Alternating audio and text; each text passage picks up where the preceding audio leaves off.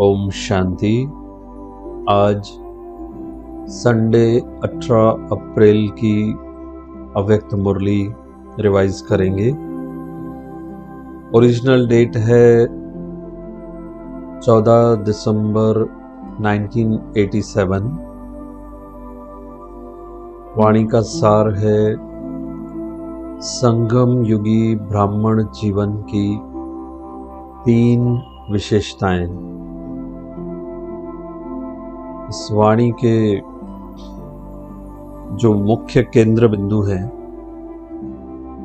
आइए उनको देखते हैं। जो 3 विशेषताएं बाबा ने बताई संगम युगी ब्राह्मणों की, जो विशेषताएं बाबा ने वरदान के रूप में हम सभी बच्चों को दी हैं, वो हैं संपूर्ण योगी, ज्ञानी तू आत्मा व बाप समान कर्मातीत आत्मा।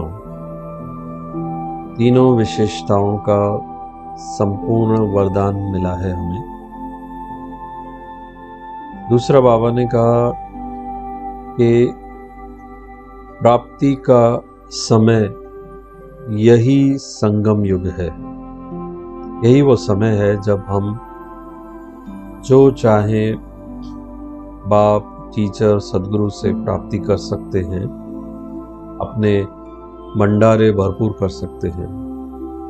तीसरा, बाबा ने कहा कि हमें सिर्फ एक कदम हिम्मत का उठाना है। इस पर भी हम गहराई में जाएंगे। एक कदम हिम्मत का उठाना है, और इस वाणी को अगर आप पूरा गहराई से अध्ययन करेंगे तो आपको ये समझ में आएगा कि सब कुछ बाबा ही करा रहे हैं। सब कुछ, चाहे वो पुरुषार्थ कहो, चाहे वो सेवा कहो, चाहे उसमें जो परिवर्तन की प्रक्रिया है, जो भी है, हमारे विघ्न व समस्याएं हैं, माया से हमको बचाना है, जो भी कहो वो सब बाबा ही करा रहे हैं। सिर्फ इसमें हमें क्या करना है, इसमें बाबा ने वो भी क्लियर बताया है कि आप बच्चों को क्या करना है और मैं क्या क्या करता हूं। तो दूसरी पॉइंट है 1 सेकंड की हिम्मत और वर्षों के समान मेहनत की मदद। 1 सेकंड की हिम्मत, वर्षों के समान मेहनत की मदद। और दूसरी पॉइंट है,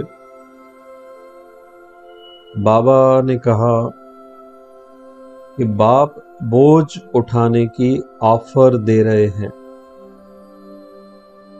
तो सारे बोझ बाप को देने हैं हमें।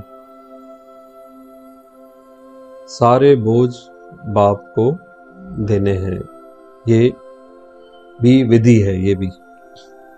और दूसरी पॉइंट है कि माया के तूफानों में बाबा छत्र छाया बन जाते हैं हमारी। माया के तूफानों में बाबा छत्र छाया बन जाते हैं। नेक्स्ट पॉइंट है महसूसता की विधि ही माफी है।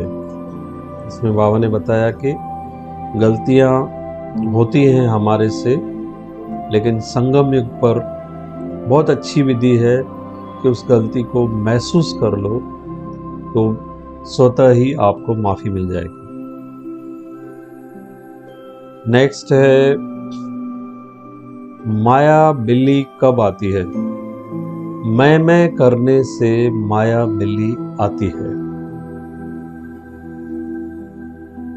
और दूसरा, बाबा ने बताया कि बाबा भोलेनाथ के रूप में हैं, इसलिए रिजल्ट से पहले चेक करो, क्योंकि एक बार रिजल्ट अनाउंस हो गई तो फिर आप कुछ कर नहीं पाओगे। इसलिए उससे पहले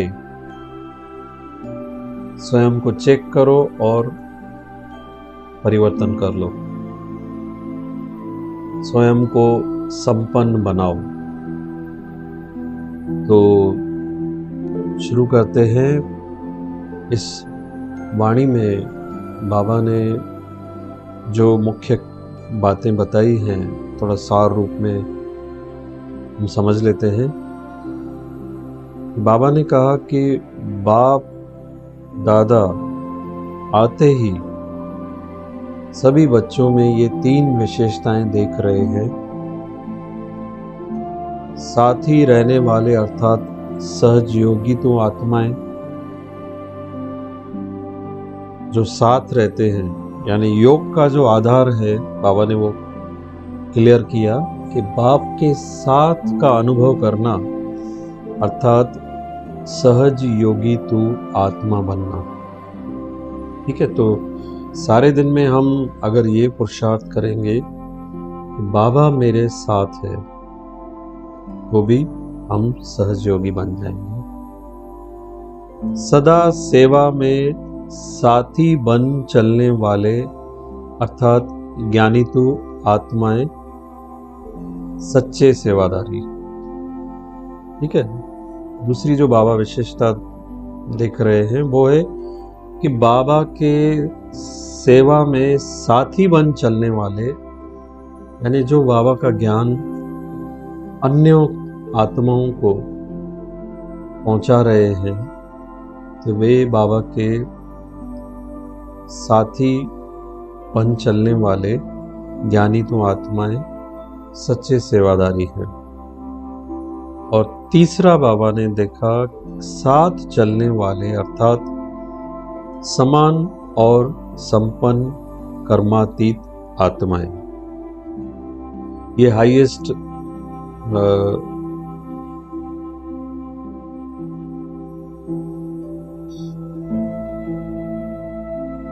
ये ऊंचा पुरुषार्थ है। साथ चलने वाले अर्थात समान, यानी जो बाप समान बन जाए और संपन्न बन जाए तो वो कर्मातीत आत्माएं बन जाती हैं।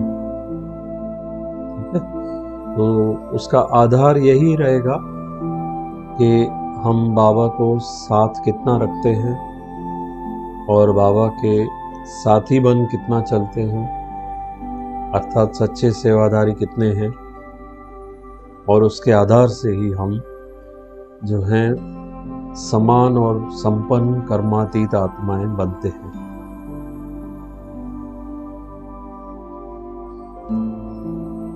इनमें से एक भी विशेषता की कमी है तो ब्राह्मण जीवन की विशेषता की कमी है, तो ब्राह्मण जीवन की विशेषताओं के अनुभवी न बनना अर्थात संपूर्ण ब्राह्मण जीवन का सुख व प्राप्तियों से वंचित रहना। तो बाप दादा सभी बच्चों को संपूर्ण वरदान देते हैं, यथाशक्ति नहीं।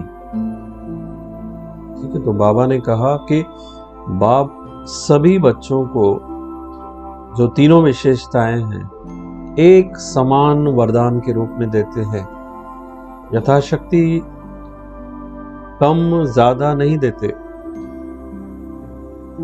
बाबा एक समान देते हैं। अब उसमें से अगर आपने एक भी विशेषता की आप में कमी होगी तो ब्राह्मण जीवन का संपूर्ण सुख व प्राप्तियां उससे हम वंचित रह जाएंगे, यानी कमी रह जाएगी परसेंटेज में, प्राप्तियों की अनुभूति, संपूर्ण सुख की अनुभूति में कमी हो जाएगी। तो ये जो तीनों विशेषताएं हैं ये तीनों ही हमें बाबा संपूर्ण रीति से देते हैं और हमें वैसे ही उसको धारण करनी है। सारे कल्प में कर्म अनुसार प्रारब्ध प्राप्त करते व जैसा कर्म वैसा फल स्वतः प्राप्त होता रहता है। ठीक है, सारे कल्प में जो कर्म करेंगे, जैसा करेंगे वैसा फल प्राप्त होता है। लेकिन इस वरदानी समय पर एक कदम आपका कर्म और पदम गुणा बाप द्वारा मदद के रूप में सहज प्राप्त होता है। ठीक है, ये इस समय को वरदान है जब भगवान धरती पर आते हैं। एक कदम हमारा और पदम गुणा बाप द्वारा मदद सहज प्राप्त होती है। तो एक कदम आप उसमें देख सकते हैं कि आप हमारे अंदर कौन सी कमी है, वो कौन सा एक कदम है जो हमें उठाना है। वो कोई भी कदम हो सकता है, जैसे अमृत वेले हम नहीं उठ सकते तो एक कदम हिम्मत का संकल्प करना है हमको और देखना है बाबा की मदद मिलती है। फिर मदद मिलने के बाद हम उस मदद को लेते हैं या उसको रिजेक्ट कर देते हैं, ये भी चेक करना है। तो ऐसे हर बात में एक कदम हिम्मत का हमें उठाना है और बाबा से मदद मिल रही है तो उसे प्राप्त करना है और स्वयं को संपूर्ण बनाना है। इस समय में बाप खुले दिल से सर्व प्राप्तियों के भंडार वरदान के रूप में, वर्षे के रूप में और पढ़ाई के फलस्वरूप प्राप्ति के रूप में, तीनों ही संबंध से तीनों रूप में विशेष खुले भंडार, भरपूर भंडार बच्चों के आगे रखते हैं। इस बात को ध्यान से सुने फिर से कि ये जो समय है उसमें बाबा तीनों रूप से, यानी बाप, टीचर और सद्गुरु बनकर वर्षा, पढ़ाई और वरदान के संपूर्ण भरपूर भंडार के रूप में देते हैं। खुले, वो भी बंद नहीं, खुला पड़ा है भंडार, जितना लेना चाहो लो। यानी अगर आप पढ़ाई को कहेंगे तो आपके पास सब कुछ है, व्यक्त वाणियां हैं, साकार वाणियां हैं, भंडार भरपूर है। अब आप और हम कितना ग्रहण करते हैं उसके ऊपर है। और बाप के रूप में वर्षा बाबा देते हैं। अब उस बाप के संबंध को हम कितना निभाते हैं, कितना हम बाबा को अपने नजदीक रखते हैं, कितना रिलेशन बाबा से गहरा रखते हैं, उतना ही वर्षा प्राप्त होता है। और अमृत वेले बाबा से, सद्गुरु से जो वरदान मिलता है, उस अमृत वेले को हम कितना समर्थ बनाते हैं, सतगुरु से कितनी आशीर्वाद लेते हैं, हम कितने वरदान लेते हैं, ये सब हमारे ऊपर है। तो चेक करेंगे। 1 सेकंड की हिम्मत, वर्षों के समान मेहनत की मदद। 1 सेकंड की हिम्मत और अनेक वर्षों के समान मेहनत की मदद के रूप में सदा सहयोगी बनते हैं। ठीक है, वो 1 सेकंड क्या है? एक संकल्प। संकल्प से ही सृष्टि बनती है। वो हिम्मत का संकल्प हम कितना करते हैं देखना है उसको। और बाबा की मदद तो है ही है, हमने कितनी हिम्मत की उसके आधार पर उतनी ही बाबा की मदद मिलेगी। क्योंकि जानते हैं कि अनेक जन्मों से भटकी हुई निर्बल आत्माएं हैं, थकी हुई हैं, इसलिए इतने तक सहयोग देते हैं, मददगार बनते हैं। क्योंकि बाबा जानते हैं कि हम आत्माओं ने कितनी लंबी यात्रा की है, कितने उतार चढ़ाव देखे हैं और थक गए हैं। तो बाप कभी बच्चों से मेहनत नहीं करवाते, इसीलिए बाबा ने ऐसा सिंपल सहज तरीका रखा है आगे बढ़ने का। सिर्फ हमें उसे अच्छी तरह से समझकर फॉलो करना है। आगे सुनिए। स्वयं ऑफर करते हैं कि सर्व प्रकार के बोझ बाप को दे दो। बोझ उठाने की ऑफर दे रहे हैं। भाग्य विदाता बन, नॉलेजफुल बनाए, श्रेष्ठ कर्मों का ज्ञान स्पष्ट समझाए। उसके बाद बाबा क्या करते हैं? भाग्य की लकीर खींचने की कलम आपके हाथ में दे देते हैं। यानी करता सब कुछ बाबा ही है। ज्ञान भी स्पष्ट हमें बाबा समझाता है, हमारी बुद्धि का विकास भी बाबा करता है, और उसके बाद भाग्य की लकीर दे देता है कि अब खींचो जितना भाग्य खींचना है, लिखो अपना भाग्य। कलम ही दे दी आपको। और हम बोझ लेके घूम रहे हैं और बाबा कहते हैं कि बोझ मैं उठाने की ऑफर दे रहा हूं, मुझे दो। आपके सामने कोई आदमी ऑफर कर रहा है, मुझे दे दो।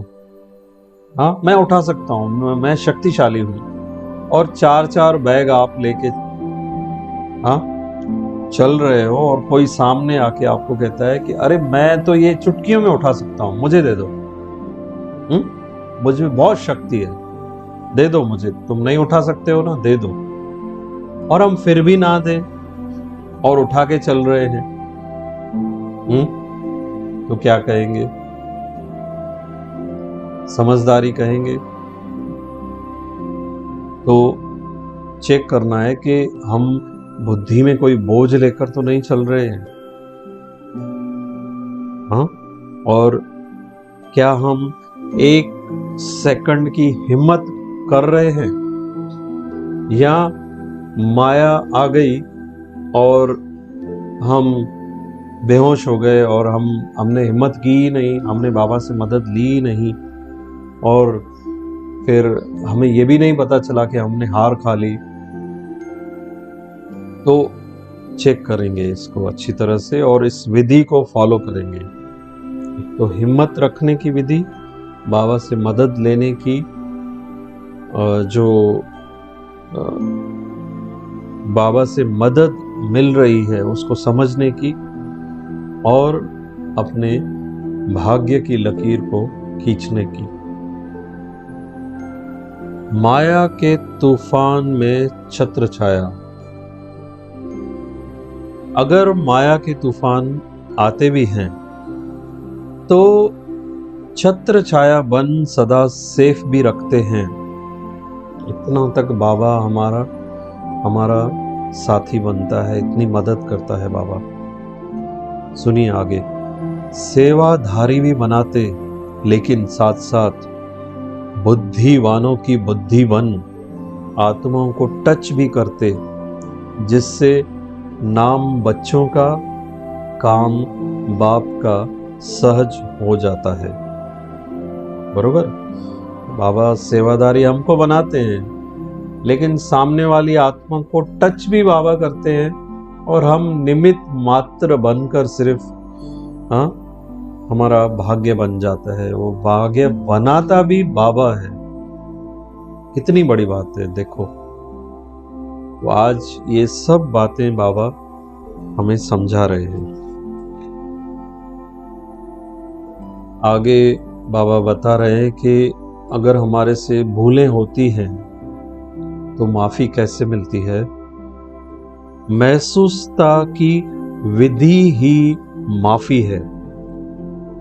इस समय वरदाता विधाता होने के कारण बाप और सर्व संबंध निभाने के कारण बाप रहमदिल है।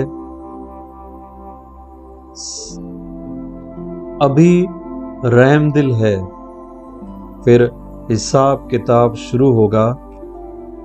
इस समय तो माफ भी कर देते हैं, कड़ी भूल को भी माफ कर और ही मददगार बन आगे उड़ाते रहते हैं। देखिए, ये जो समय चल रहा है संगम युग का, अभी जो भी थोड़ा समय बचा है, पता नहीं कितना समय है, लेकिन जैसे हालातें देख रहे हैं, थोड़ा जो भी समय बचा है उसमें जितनी बाबा से हम मदद लेकर अपने को लिफ्ट कर सके, अपने को आगे बढ़ा सके, उतना बढ़ाने की कोशिश करनी है। सिर्फ दिल से महसूस करना अर्थात माफ होना। महसूसता की विधि ही माफी है। एक बार जो भी भूल हुई तो अगर हम उसे फील करते हैं, महसूस करते हैं और सच्चे दिल से बाबा से हम माफ़ी मांगकर आगे बढ़ते हैं, तो हमें माफ़ी मिल जाती है। उसे किसी को बताने की ज़रूरत नहीं, सच्चे दिल की महसूसता ही बाबा ने कहा कि माफ़ी है। वरदानी समय पर वरदान नहीं लेंगे तो और किस समय लेंगे। समय समाप्त हुआ और समय प्रमाण यह समय की विशेषताएं भी सब समाप्त हो जाएंगी। इसलिए जो करना है, जो लेना है, जो बनना है, वह अब वरदान के रूप में बाप की मदद के समय में कर लो, बना लो। ये बाबा समय का इशारा दे रहे हैं कि अभी फिर भी वरदानी समय चल रहा है। बाबा फिर भी वरदाता के रूप में है, धर्मराज के रूप में नहीं है। इसीलिए इस समय का भरपूर लाभ ले लो, समय को पहचानो और समय को सफल करो। फिर बाबा ने बताया कि माया कैसे आती है। मैं करने से माया बिल्ली आती है। सेवा के क्षेत्र में बाबा ने कहा, जहां अकेले हो तो मैंपन में आते हो,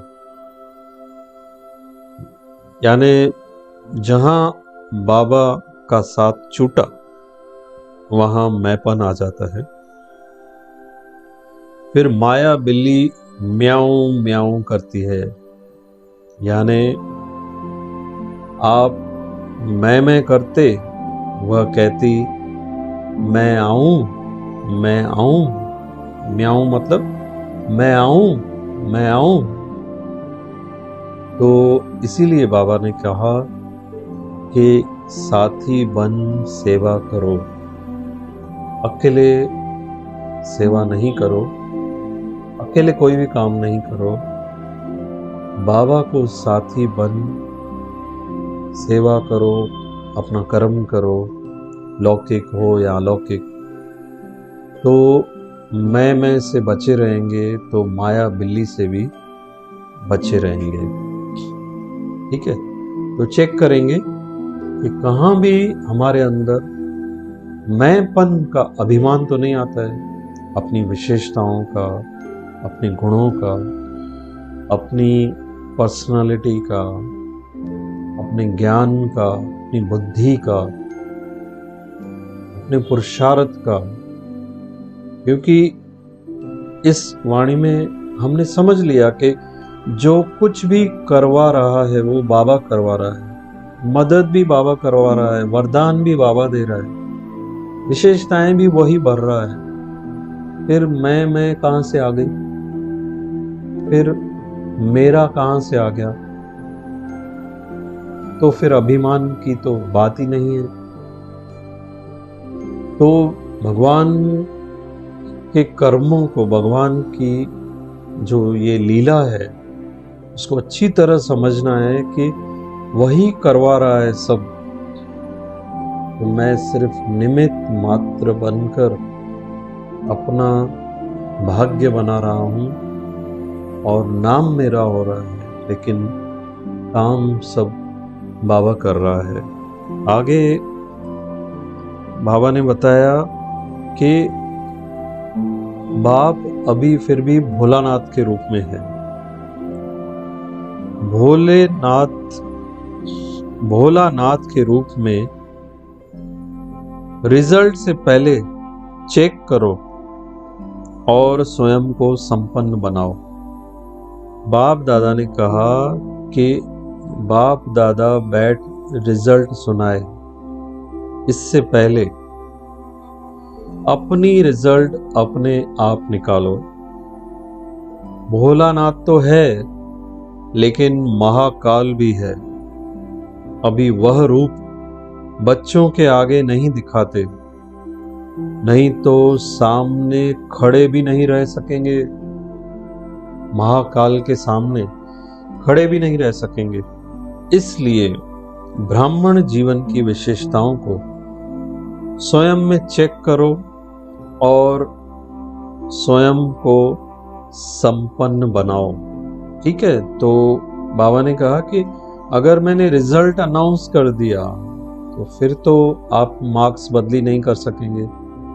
तो इसीलिए बाबा ने अभी तक रिजल्ट अनाउंस नहीं की है, यानी अभी तक पेपर चल रहा है।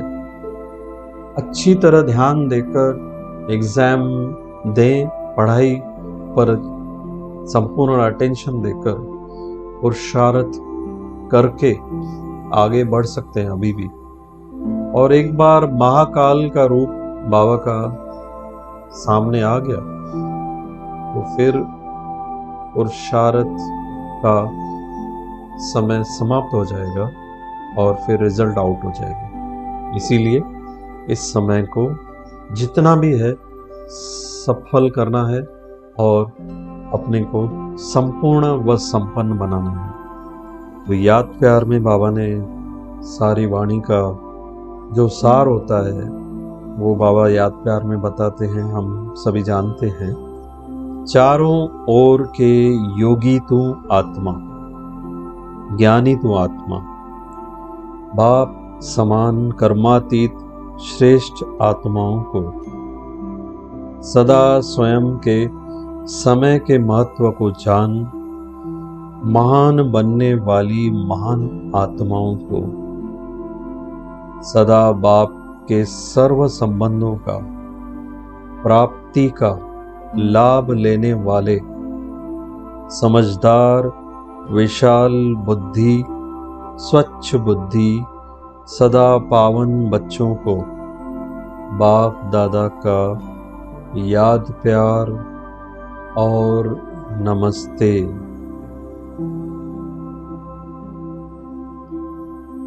आज की वाणी का जो वरदान है वो है खुशी के साथ शक्ति को धारण कर विघ्नों को पार करने वाले विघ्न जीत भव। जो बच्चे जमा करना जानते हैं वह शक्तिशाली बनते हैं। यदि अभी अभी कमाया, अभी अभी बांटा, स्वयं में समाया नहीं तो शक्ति नहीं रहती। सिर्फ बांटने व दान करने की खुशी रहती है। खुशी के साथ शक्ति हो तो सहज ही विघ्नों को पार कर विघ्न जीत बन जाएंगे। फिर कोई भी विघ्न लगन को डिस्टर्ब नहीं करेंगे। इसलिए जैसे चेहरे से खुशी की झलक दिखाई देती है, ऐसे शक्ति की झलक भी दिखाई दे। इसलिए हमें जमा के खाते पर भी पूरा ध्यान देना है। शक्तियाँ, संकल्प, वाणी, कर्मों में खर्च होती हैं, लेकिन उसमें भी हमने जमा किया कि नहीं, सिर्फ खर्च किया, इस पर ध्यान देना है। इसीलिए बीच बीच में साइलेंस में रहकर अपनी शक्तियों को जमा भी करना है। स्लोगन: परिस्थितियों में घबराने के बजाय उन्हें शिक्षक समझकर पाठ सीख लो,